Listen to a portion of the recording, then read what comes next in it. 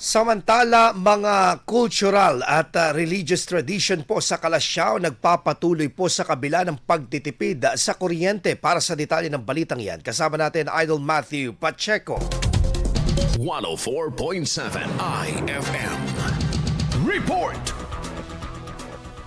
Binigyang diin sa bayan ng Calasiao ang paggalang sa cultural at religious activities kasabay ng pagpapatupad ng mga hakbang sa pagtitipid ng enerhiya. Sa ilalim ng Executive Order No. 10 Series of 2026, inihikaya ng mga barangay na magsagawa ng simple at makabuluhang selebrasyon na nakatuon sa mga tradisyonal na gawaing panrelihiyon at pangkultura may bababang konsumo sa enerhiya. Bilang sa mga hakbang ang pag-iwas sa paggamit ng high energy consuming equipments, paglilimita sa oras ng paggamit ng kuryente at hindi paghikayat sa mga aktibidad gumagamit ng petrolyo tulad na lamang ng motorcade. Ayon sa lokal na pamahalaan, layunin ng kautos na mapanatili ang tradisyon habang nakakatipid sa enerhiya sa gitna ng umiiral na national energy emergency. Kasama mo mula rito sa IFM Dagupan, ako po si Idol Matthew Pacheco. Tatak IFM!